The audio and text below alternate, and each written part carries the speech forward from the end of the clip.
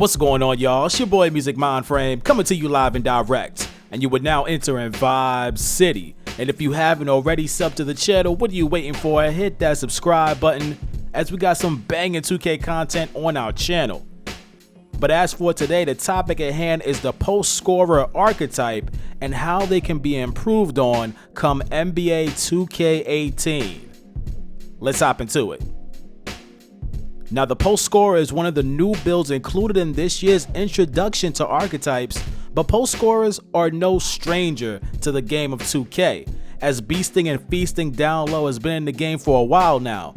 But there is major room for opportunity, in my opinion, in regards to improving this archetype. That is, if 2K decides to continue moving forward with archetypes in 2K18. Now, one thing that I love about the post this year is the ability to switch hands in the post when closer to the basket. It was possible to switch hands in the back down last year, but only from beyond the arc.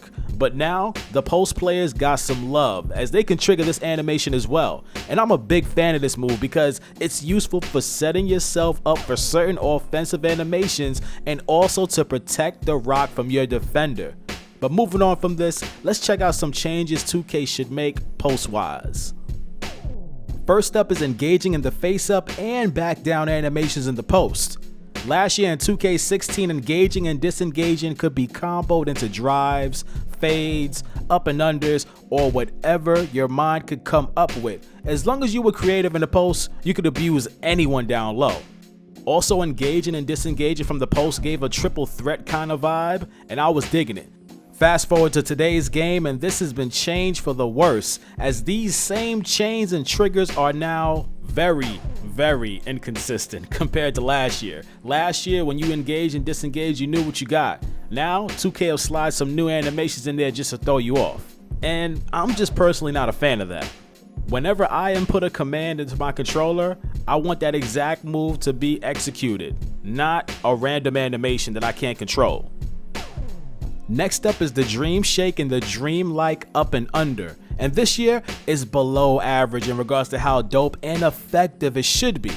Like, take an NBA legend like Hakeem Olajuwon, the master and the originator in the posting on the block. He would catch everyone with the shake because of how deceptive it looked, and 9 times out of 10, the finish was straight butter.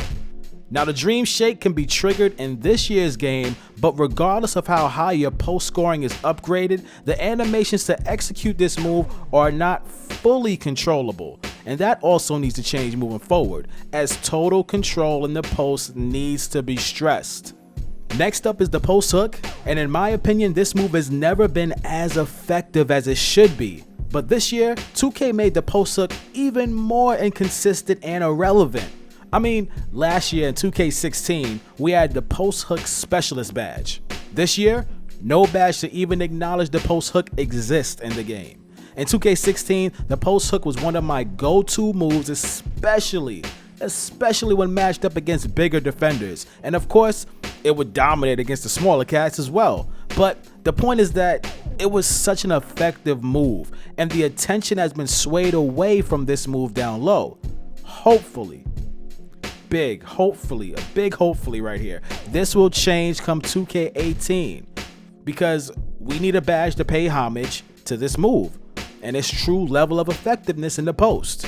Now, I gotta get to the post fade, because this year I can't even front. Pretty decent, it's pretty good, especially with a post scorer. Now, last year I rocked out with the Jordan fade, but this year it's all about Dirk, as there are 2 highly consistent fades in the post in regards to animations that I found.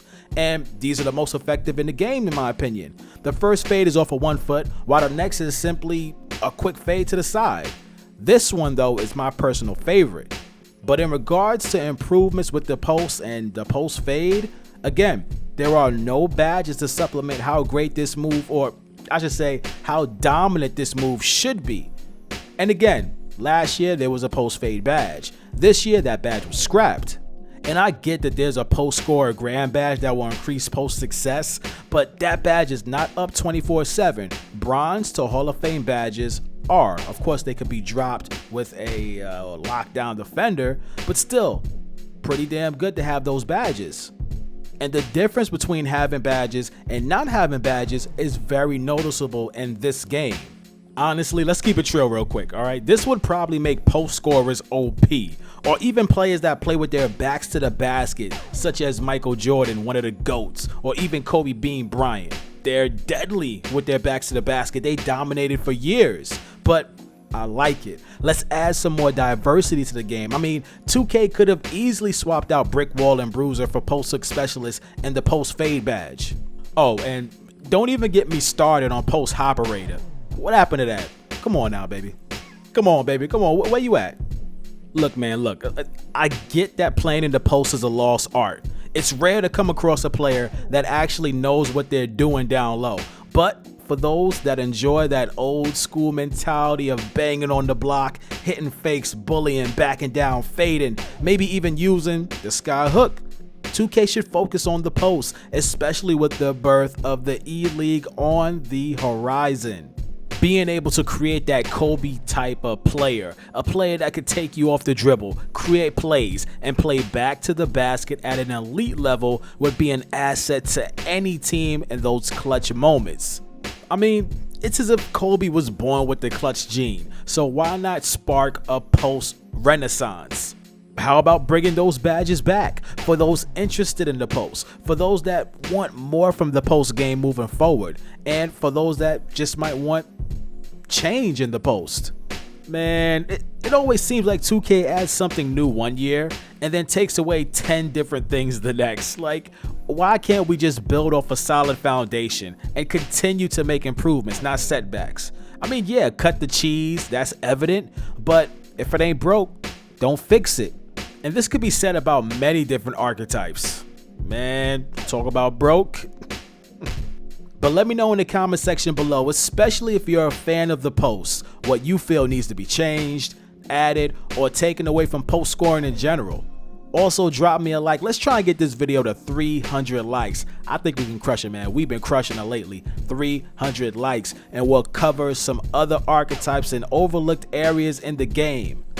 Also, subscribe to the channel if you haven't already, and much love to all of my Vibe City soldiers and the place to be. We did it, baby. We hit 10K. That face reveal is coming, please believe, as well as major changes to the channel. And it's all because of you guys, man. I can't thank you enough, like on the real. But for now, it's your boy, Music MindFrame, Vibe City. Y'all know the deal. Make sure you keep it locked.